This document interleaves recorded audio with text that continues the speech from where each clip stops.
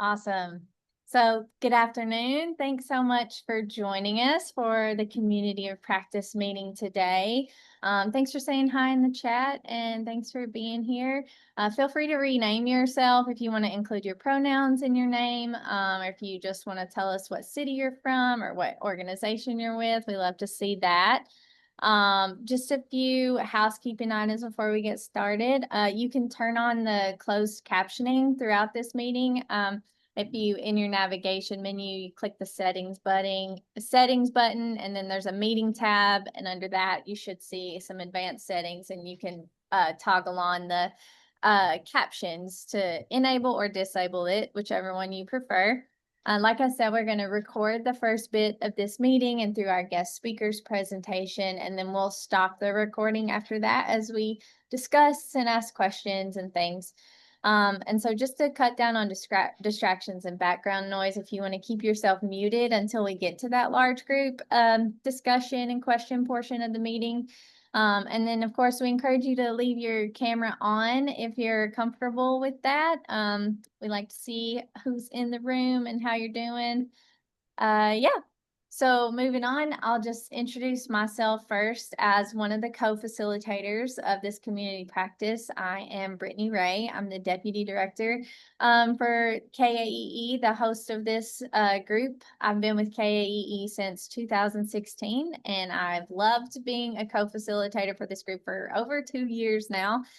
We've been doing it. And yeah, my journey with justice, equity, diversity, and inclusion in general has really started in my role with this job. And I've gotten to have so many wonderful experiences before we started this community of practice. And then especially since it started, I'm just so excited to continue to learn and grow with all of you, and just glad to be here with you today. So Roberta, would you like to introduce yourself? Hey, it's nice to see you all and everybody who will watch this later. I'm always excited for a community of practice meeting. My name is Roberta Burns.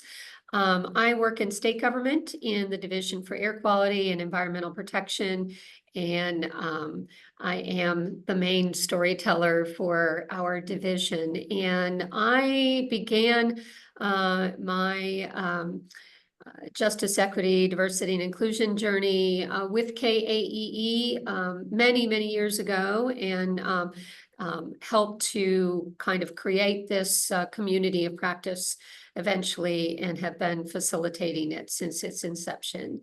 I'm really excited about today's program because I also, through my job at state government, have been really trying to work hard to make our digital communication more accessible, and also just constantly trying to think about how we can be more accessible to anyone with disabilities, visible or not. So glad to be here. David? Yeah, so my name is David Logsdon, and I'm an environmental educator in Hazard, Kentucky, with a nonprofit called Pathfinders of Perry County. And I'm the most junior member of the co-facilitator crew here. And the beginnings of my diversity inclusion in earnest began with my involvement here. I have worked in some inclusivity efforts with the nonprofit that I'm with here in Hazard, but this is the most organized and official capacity that I've done that. And I'm glad to be here because really I just see this as an opportunity for me to grow, and to be able to facilitate in a space where we can grow together is just really important to me. So I'm very honored and to be part of this, and it's very important to me. Awesome. Thanks, you too. It's always a pleasure working with you all. Before we move any farther, we just like to take a minute to acknowledge the lands where we reside and meet today. Most of us in Kentucky are on the ancestral and unceded territories of the Yuchi, Osage, Shawnee, and Cherokee peoples. We invite you to learn more about the original stewards and caretakers of the lands you call home through this really awesome resource. It's called Native Land Digital. I'm going to drop this link in the chat here really quick. I'm now working one-handed because my cat decided to join me in my lap here for his nap. But anyway, there is the link to that. So just our agenda today, David's going to talk about our vision for this group and the learning pathways that we've lined out since the beginning. Then we're going to hear from our awesome guest speaker and have a discussion based on what we learned from her. And then we'll just talk about what's coming up next for this group and more opportunities that we have for you at KAEE to get engaged. So, David. Yeah, so for anyone who may be watching either live or in the replay, if you're not familiar, our vision as as the community of practice is that this is a learning community of individuals working to foster and support practices of racial justice, equity, inclusion, and diversity in the outdoors and in environmental work. And the learning pathways that we utilize to achieve those, our vision, are to increase our vocabulary related to diversity, intercultural awareness, and belonging concepts. We strive to engage across human difference in a manner that honors and values agreeing and disagreeing about diversity's promise in 21st century workspaces. And finally, we embrace our overall racial diversity and belonging journey that is inherent in the mission of community practice ideals and overall visioning.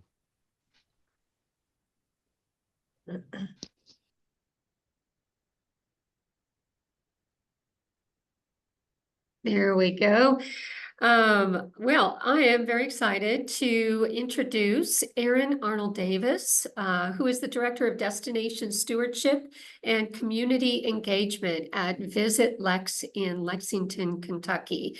I kind of stumbled across all of the different things that Arin is involved in through my workplace's accessibility employee resource group. I also facilitate that group for state government, and I was looking for programs and projects in communities in Kentucky that really focused on accessibility and inclusion, and this popped up, and I was just really excited, and I said, we got to get her in to speak to our community of practice.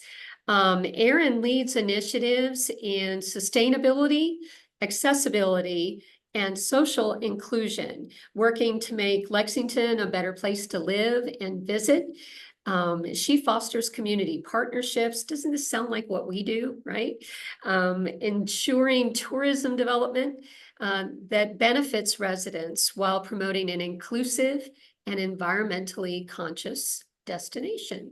So I am going to turn it over to Arin and look forward to hearing more about all of the wonderful programs that you're involved in.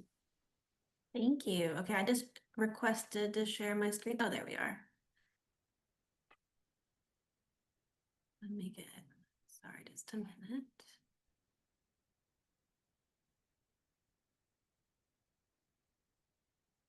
Okay, everybody can see that fine? Great. Okay, so thank you, Roberta. That was such a nice introduction. My name is Arin. I'm at VisitLEX, which, if you don't know, is the tourism agency for the city of Lexington. We are also called a destination marketing organization, or a DMO. So if you hear me say that, that's what I mean. Sometimes I get so into what I'm talking about, I forget that that's very jargony, and so I apologize. But it's basically just a tourism agency. So I'm really honored to be speaking with you all today. I was super excited when Roberta reached out. I'm a huge fan of environmental education. Like Roberta said, I get to work on some sustainability initiatives for VisitLEX, which definitely has education components, but for businesses.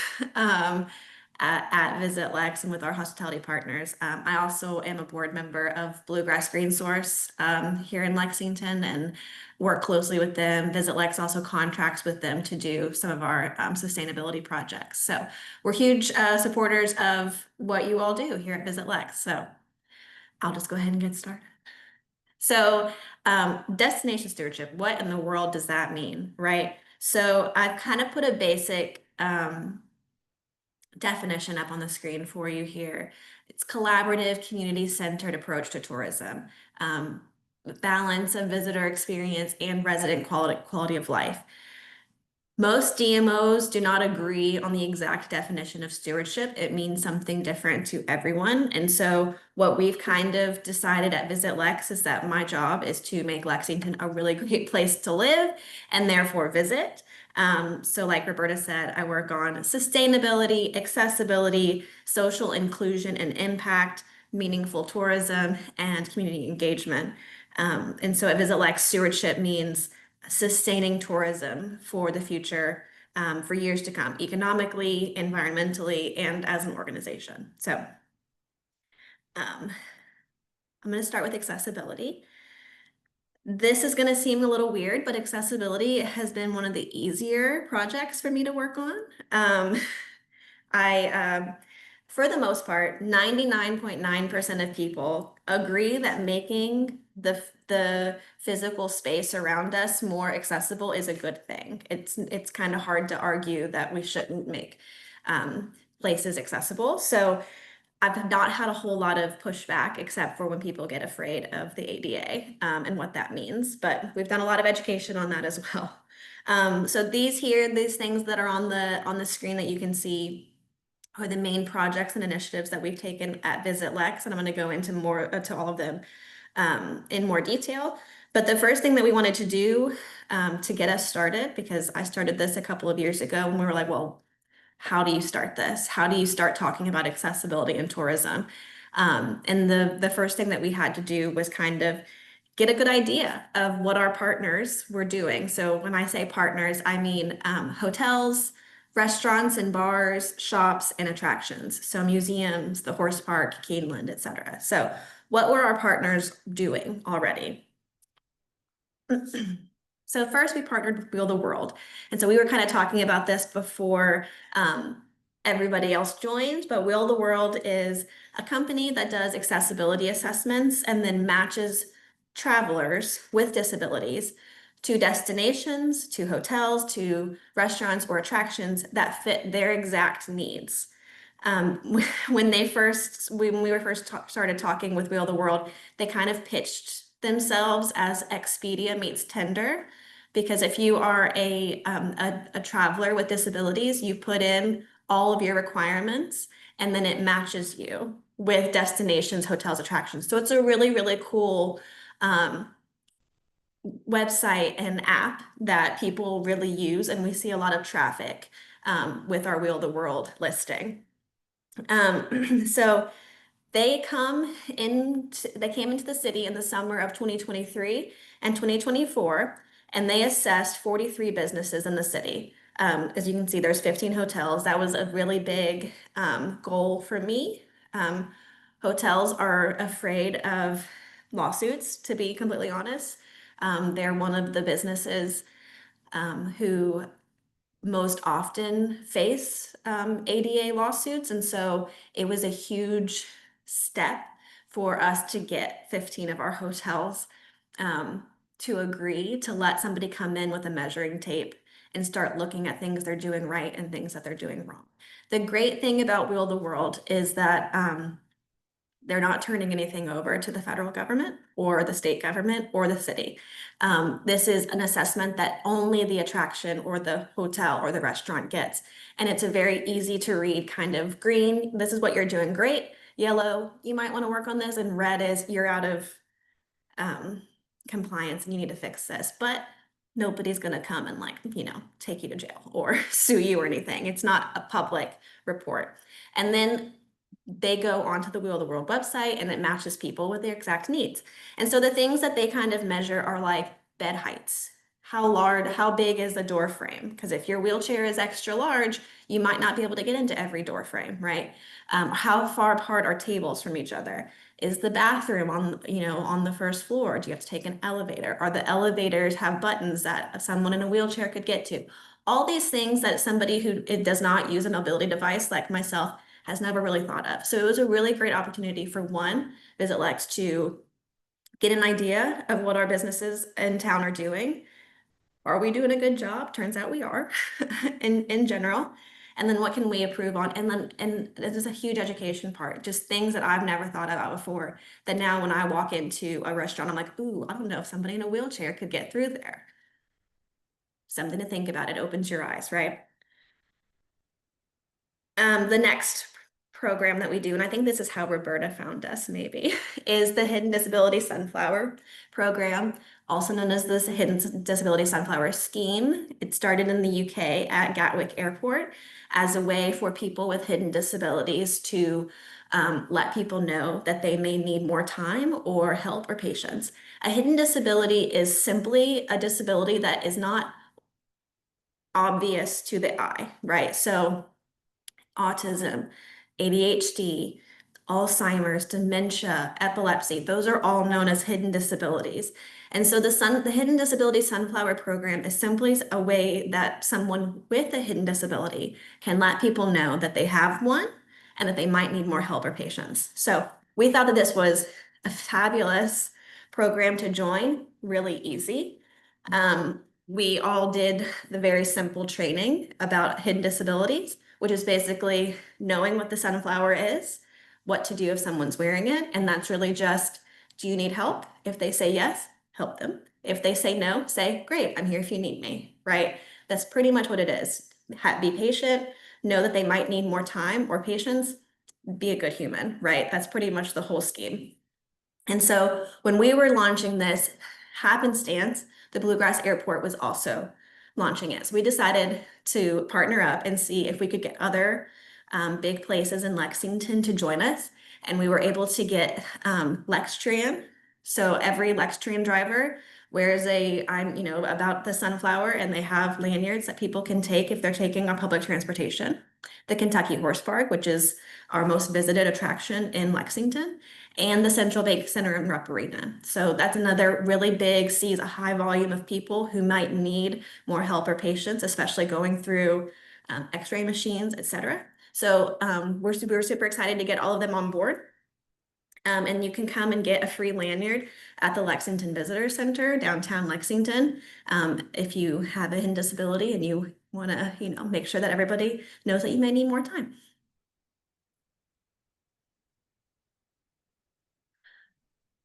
Sensory kits are a super fun project that I am really proud of. So I reached out to the Autism Society of the Bluegrass, and this is a theme that you will find with me. I reach out to people and I say, hey, do you want to help? Because I know that I have a lot of passion, but I'm not an expert on anything. And so I reach out to people who are experts. So the Autism Society of the Bluegrass came to VisitLEX, and we met and we talked about what a sensory kit would look like if VisitLEX decided to do one. So they helped us pick out all the things that we would have in it. And these are available in the Lexington Visitor Center for free, and you don't have to bring them back. And so they have, this is an old photo. So originally they had the Keeneland coloring book, but we've developed our own sensory inclusive coloring book that is about Big Lex and has a rainbow on it, and it's very cute. So that one's in there, the fuzzy blue horse, that poppet toy that you see, sunglasses, and earplugs. So all of these things are can be sensory triggers for people who have autism, sensory processing disorder, ADHD, other neurodivergent needs, and so they're just a really good way to make people feel more welcome, to make them feel seen, to make sure that they have a good experience in our city. And obviously we don't police them. So when people come and ask for a sensory kit, we don't say, well, what disability do you have? It doesn't matter, right? It's not my business at all. So those are free. Like I said, we've given out more than 100 in the year that we've had them. And they've been so popular that we decided to do them for meetings as well. So when people host, when they have meetings or conferences or conventions in Lexington, if you're working with VisitLEX and our experiences team, this is one of the options that you can ask for. We provide free sensory kits for meeting attendees. They're smaller, they're not as cute as the leisure ones, but they do have a poppet toy, they have a small notebook and pen, and they have earplugs. And we found that people really like them. They really like the earplugs. So next is sensory maps. We wanted to kind of continue on making the city really accessible for people who have sensory processing disorders.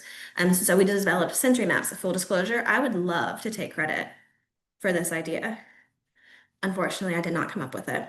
I was in Ireland on vacation with my parents, and we went to the Guinness factory, and the Guinness factory had little plaques outside every station that you go to, warning you about, hey, there's flashing lights in here. Hey, that might be really loud. Hey, you're entering into somewhere that has smells.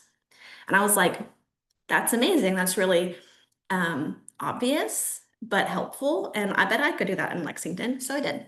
And so I came home and again reached out to my friends at the Autism Society of the Bluegrass. And I was like, hey, how do you feel about this? Would this be helpful to you all? And they were like, yes, 100%, right? So we found kind of sensory triggers. So touch, movement, crowds, bright lights, flashing lights, strong smells, really loud noises, quiet noises, is there somewhere to rest, etc. And we go and we map our attractions in Lexington. We create a map for them. We put it on our website. They put it on their website. They share it as well. And it's been really great. We have, I think, 9 right now, local attractions. And so I'll show you an example. Obviously, the first one we did was our visitor center, and they're very simple. So you can kind of see if you're planning a trip to Lexington and you want to stop into the visitor center, but you have some sensory triggers that you want to know about, you can kind of look at our sensory map and say, okay, I think that the smell of bourbon might be a trigger for me, so I'm going to avoid that area. Or, oh, thank goodness there's somewhere to sit because my father is elderly and he'll need somewhere to rest. These are just ways that you can help prepare for your trip to Lexington. So those are on our website, so check those out as well. And then finally, we wanted to make sure that people who were looking at our website preparing to come to Lexington had the best information of resources that they could have. And so we built out a landing page. It's very simple, but it just tells you businesses about, like, if you need a wheelchair rental, where to go. If you get here and your wheelchair is broken, where can you get it repaired? Or if you need assistive devices, where to get them.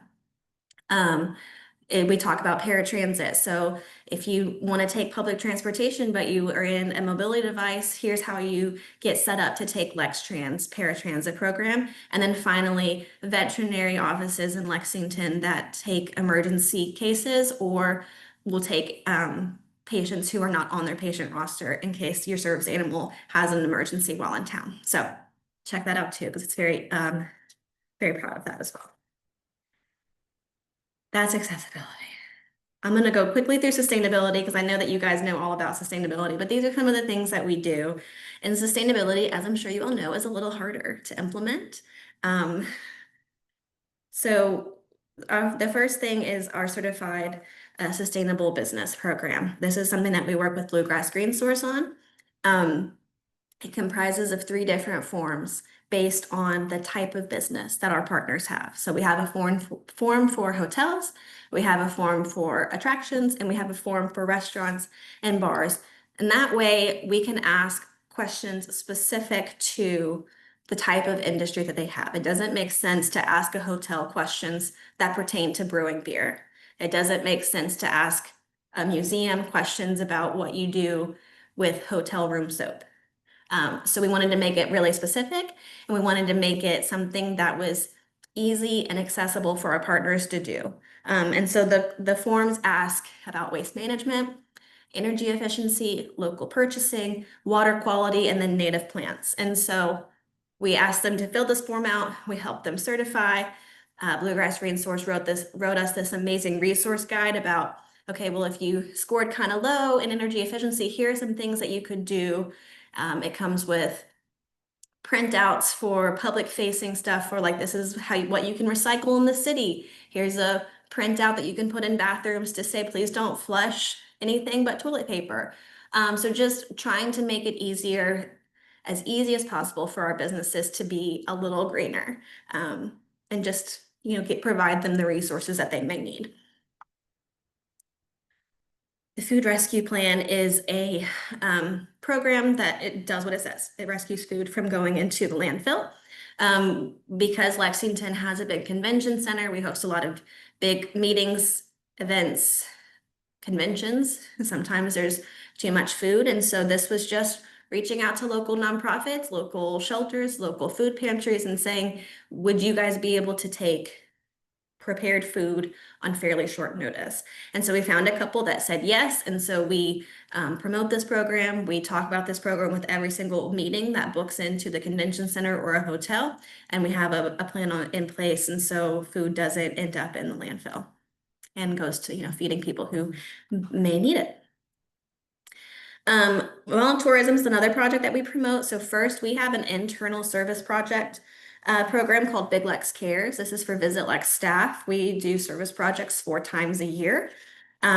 So far we've volunteered with the International Book Club, packaging books, and with Lighthouse Ministries. And then in September, we are going to Kelly's Landing, the new riverfront park in Lexington, and we'll be doing invasive species removal. So we get out and about and dirty sometimes. So we're super excited about that.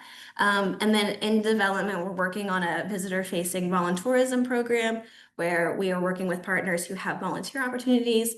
This kind of goes to this meaningful travel that I talked about a little bit earlier. This is a kind of a thing that we're seeing in travel. People want to do good and feel connected to the places that they're visiting. And so volunteering at the Secretariat Center or the Kentucky Equine Adoption Center for an afternoon or a morning is a really great way to get to know the city while also doing some good. That should be live in 2026. This is one of my favorite sustainability projects and just in projects in general that I get to work on. So we work with UK's Food Connection and the Kentucky Department of Agriculture and highlighting local restaurants in Lexington and the Bluegrass region who have farm impact with Kentucky farms. So they spend a certain amount of money with Kentucky farmers and producers every year. Right now it's a landing page that just highlights the restaurants. This year we're churning out content that will be highlighting local restaurants, chefs, farmers, produce, dishes, videos. It's going to be really great. So I'm really excited. So keep an eye on VisitLEX's social media if you're interested in that. And so the one thing that we're trying to push is Kentucky is the greatest ingredient. Just kind of tie back together the importance of agriculture in Kentucky about why our horses and our bourbon is so good, why our produce is so good, the importance of eating seasonally, the importance of eating locally, and just kind of tie all that back together to the environment as well. So then finally, we get to work on inclusion and social impact. And so this was one of my favorite projects that I've gotten to work on. We piloted this and started it in June of this year.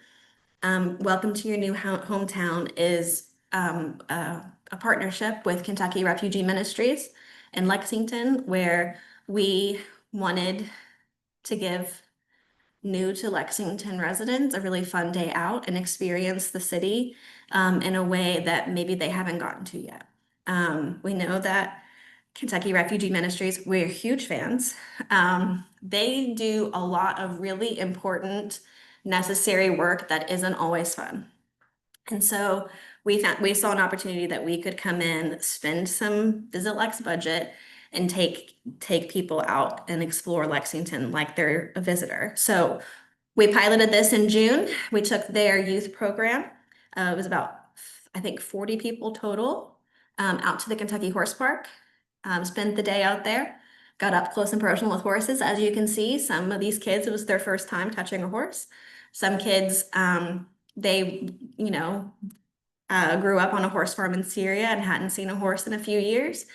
A lot of kids were like, how do I get a job here? How do I learn how to ride a horse? And so all these things are just pieces and connections that we want to make. This is kind of the start of a workforce development program and just kind of getting to know our new to Lexington, maybe new to the United States residents in a deeper way and making sure that they are comfortable and that they know that they belong here. And then finally, this is something really easy that we did. we made welcome y'all stickers in our most spoken languages in Lexington. So you can see Spanish top left to right, Spanish, Swahili, and then we have traditional and simplified Mandarin. And I'm so sorry, I don't know which one's which. I have it saved on my computer, but I don't know which one's which in this moment. And then on the bottom, we have Japanese, Arabic, French, and then English. And so these are just really fun giveaways that we give away to groups. We have them in our visitor center. It's just one more touch point of making sure that people can, know that we want them here, that we're happy to have them here. And we've got a lot of really fun plans for visitor experience in the visitor center for inclusion and coming up in the next fiscal year. So if you haven't been to the visitor center, please stop by soon. That was a really long and maybe tedious list of the work that we do at VisitLEX. I hope you can tell how much I love my job and how passionate I am about these projects. And so I know that it's kind of easy to sit here and be like, wow, they do so much and they really know what they're doing. No, we don't. No, we don't. This is something I've been working, I've been working quietly on this since 2020 and loudly for about a year. So this was years of me researching, reaching out to other destinations, other cities, looking at what other people do. I've got inspiration from Ireland. I've got inspiration from all over. And just saying what's going to work here. And I throw a lot of spaghetti on the wall to see what sticks. I'm very lucky that VisitLEX allows me to do that and that they believe in this work as well. The work can seem a little bit daunting, especially in the type of world that we're living in right now. I got an email from somebody earlier this year telling me to enjoy my woke job while it lasts. That's a reality, but those voices are pretty small. For the most part, these projects, and I should have said this in the very beginning, is under an umbrella of a project that we call Lex for Good. And so the Lex for Good programs and the projects and the content get so much positive feedback. The most heartfelt comments and emails and thank yous that makes it all worth it, even when people say nasty things under a rainbow crosswalk post, right? So most people are loudly supportive of this work. VisitLEX is standing behind all of this work. We're not doing anything quietly. We want to support our partners. When the Welcome to Your New Hometown had been in the works for about a year before it launched, and we had to have some serious conversations about, do you want this kind of attention? Because this is something that is getting pushed to national publications. Do you want this kind of attention? And because we don't want to do anything that gets them, in a pickle. And they were like, yeah, no, we're not stopping. And so like, well, we won't either.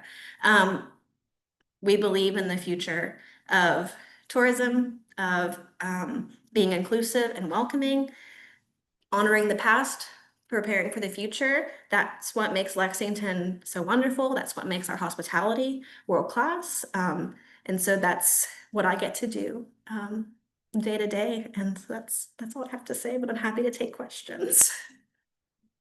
And before we stop recording, I just want to say, Arin, first of all, that was not tedious one bit. It was riveting. It was thrilling. It was inspiring. I want to participate in so many of these things. It's given me ideas, certainly for KAEE and our conference next year that's going to be in Lexington, ways of partnering to make sure that we are as welcoming and accessible and inclusive as we can be.